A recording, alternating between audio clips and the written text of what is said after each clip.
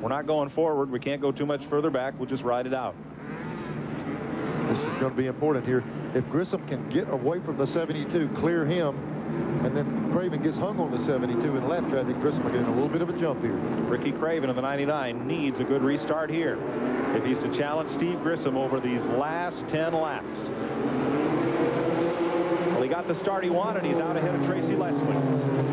And it's Joe Nemechek, who did not get a great start and is back there battling with Leslie, the lap car. Here's Grissom. Boy, look right there. All over the back of him. He ran right up on him. Looks like his car's capable of racing with Grissom. That's where he needs to be, but Grissom's been strong coming out of the corner. This time, though, Craven is right with him in 2. Yeah, what you've got to be careful, too, is get protective of that lead. Grissom wants to make him, if he has to, try to pass him on the outside. If you lead the race, you've got to protect that inside, but when you get it slowed down a little bit, the momentum on the second car, he can run it right outside of you. 8 laps to go. Nemechek is 3rd. Houston is 4th.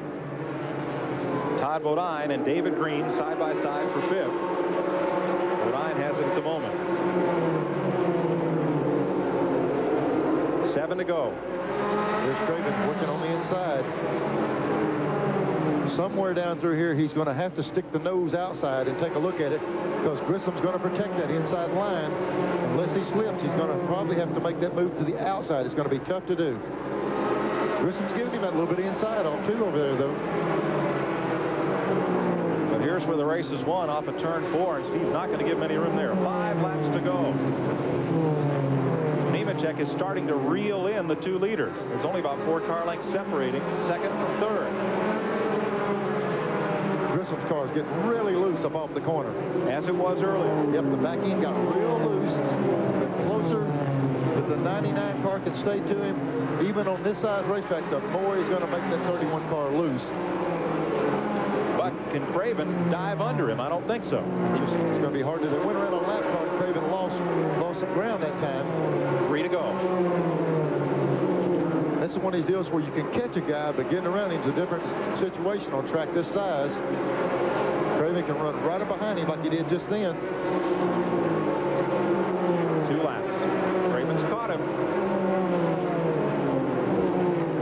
Steve Grissom will face the white flag this time around, looking for his first win since Volusia County Speedway last 4th of July. Craven's he's going to do it. He's going to have to do it up off of the second turn. He's going to get him a wide swing. There he goes. He's trying that outside lane. Just like we was talking about. He had to take a look at it. Grissom up to block. Here's Craven on the outside, looking to make the dive low and can't do it. Steve Grissom will win it. Good run for Grissom. I tell you, he survived this thing. Ran good at the end when you needed to. The Channel Lock Chevrolet, owned by Wayne Grissom and wrenched by Bryant Frazier, will go to victory lane for the 29-year-old driver from Gadsden, Alabama. Grissom has started 9 races here. It's his first Hickory victory. Finished 4th here in June of '91, previously his best finish at this racetrack.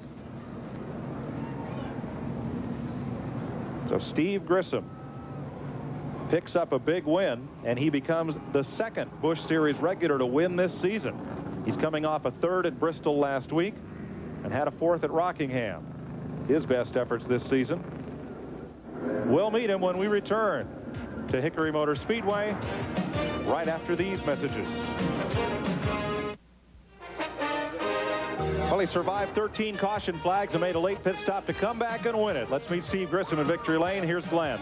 Well, that's Kyle Grissom you're looking at there, and the way things look here, he's the big winner for today. Steve Grissom, great job there. Congratulations on a good win. You really like this place, don't you? Well, I tell you, Hickory, we've always run pretty decent here, and today we thought we had something for qualifying, but we wound up there qualifying 24th, and from that we knew we had a good race car and knew we had something to race them with, and it was 300 laps is a long race here, so it's just kind of bides you time and you know, work your way up. And I tell you, the guys' pit strategy today, it was super, and you know, I tell you, that calls what won the race for us.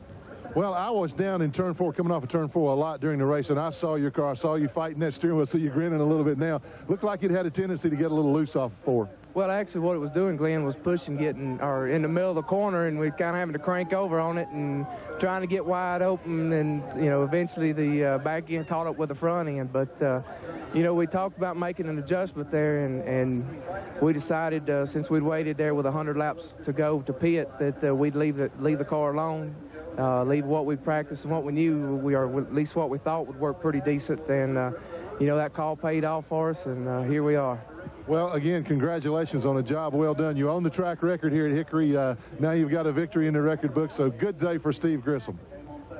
Man, I tell you, I always wanted to win a race here at Hickory. Like you said, got the track record, and that means a lot. And to thank all the guys that's raced here, and to be able to win a race here at Hickory tickles us to death. And we're just glad to do this for Channel Lock. There's a big sign behind Steve Grissom, says birthplace of the NASCAR stars, and at least one in the making right here today. Let's show you our Hardee's race summary, brought to you by Hardee's. Are you ready for some real food? Look at the race leaders: Irvin, Craven, Ernie Irvin again, Mark Martin, Ricky Craven again. They traded it all back and forth the first half of this race. Joe Nemechek went to the front. He pitted. Chuck Bound took over. Butch Miller had a run there until he got in that scrape, and then Steve Grissom led it the rest of the way in the last 50 laps. Looked like the key, Mike, was just to survive the thing and have enough race car under you at the end where you could race someone. We saw the guys that ran second, third be involved in accidents. Grissom got his car beat up a little bit, but he had enough at the end to pull it out. And that's the key here, Neil, just survival. We talked about whether that early or late pit stop strategy would work better, and, for Steve Grissom, that late stop seemed to work out a little better. Let's take you back through the field here. Grissom the winner, Craven second, Nemechek third, Houston, Todd Bodine were the top 5, and Bodine was just barely a car length ahead of David Green. They were together at the finish. Tom Peck, Chuck Bound were all in the lead lap. Hermie Sadler and Mike Wallace finished 1 lap back. That's the top 10 as we have them unofficially here.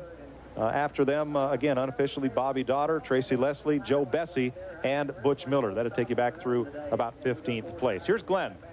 Well, a very happy Ricky Craven, and good second-place finish. That's one of your guys' best efforts. You got to feel really pleased about that, Ricky. I really do. I told you earlier, we got to take advantage of these Hickories and Rougemonts. This is where I was brought up, and I tested that DuPont paint today, got a little on the wall, got a little on some of the competitors, but it's tough stuff. The Chevrolet was tough, and the guys did a great job. And, we're young, and we've come a long way in 2 or 3 months, and I really think the sky's the limit if we continue to work hard. And, this is the key ingredients here is to be determined and work hard, and I know we're going to make it.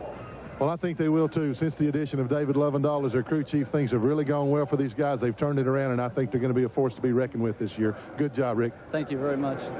Well, they've looked strong, Neil, and again, for the second time in less than a year, he's come real close to winning here. Bobby Daughter had a great run. Boy, was running right up there in the top 5 until he got down in the mud. Mike Wallace, the same thing. Butch Miller had a chance to win this race. Ernie Irvin seemed to dominate it until his car found the wall. Best thing about Hickory is you never know. Sears Craftsman, a line of 1,600 hand tools made in America and guaranteed forever, presents the Busch Series point standings for you. David Green is still the leader, but you'll see Steve Grissom has now climbed within 31 points of the lead. Joe Nemechek just another 8 points back. Robert Presley and Hermie Sadler. ASA Racing on TNN tomorrow, Easter Sunday. For Neil Bonnet and Glenn Jarrett, I'm Mike Joy congratulating Steve Grissom on his victory in the Mountain Dew 400.